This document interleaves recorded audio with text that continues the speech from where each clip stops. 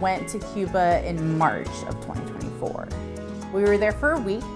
We were in Old Havana, so it's an older part of the city. Things are built upwards, there's not a ton of space. People have to live really openly, and people have to live outdoors a lot. The weather has something to do with that too.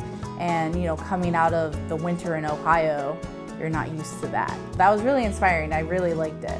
We split our time between the printmaking studio in Havana, doing a lithograph print with them, with their master printers, and working in the home studio of Abel Barroso, who is a woodcut artist and sculpture artist.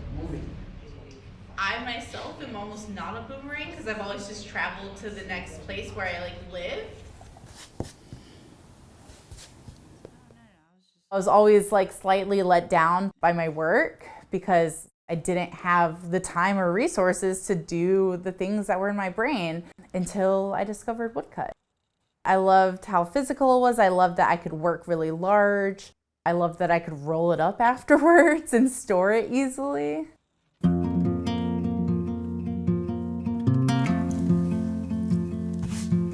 The woodcut process basically involves carving an image into a piece of plywood. You're carving onto the planar surface of the plywood into the long grain, not the end grain.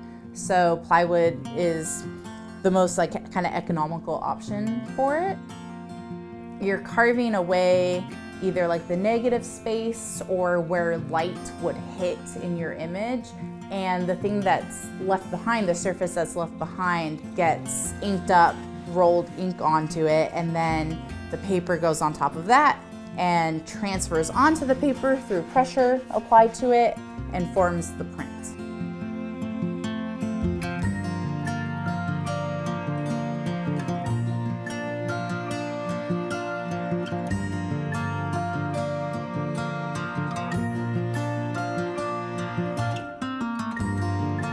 When people think of woodcut, they think of black and white, really high graphic, Western style woodcuts, and my work is a lot more colorful and layered, and I almost think of them as watercolors in a way.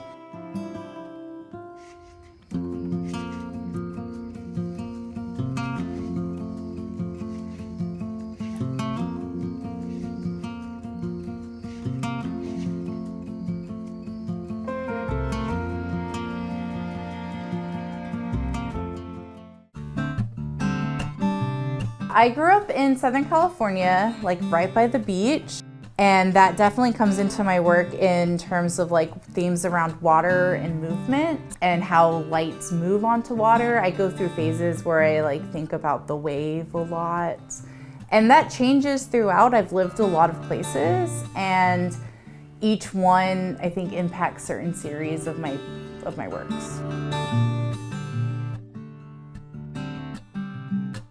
From a very early age, I knew I wanted to go to school for art, and I wanted to go to a place that had both a really good art program and sports. So Syracuse fit that bill. I rode for 4 years at Syracuse University. After grad school, I coached full-time in Portland, Oregon. Wasn't really doing a lot of art. After a while, kind of reevaluated what I wanted and decided that I wanted to make art a priority and not coaching.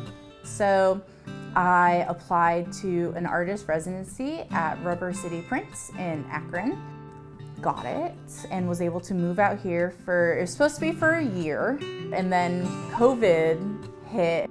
With the pandemic, I decided, okay, I'm gonna stay in Akron.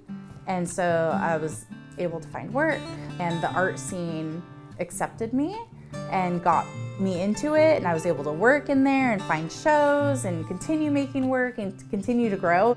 I really loved it here, so decided to stay, basically.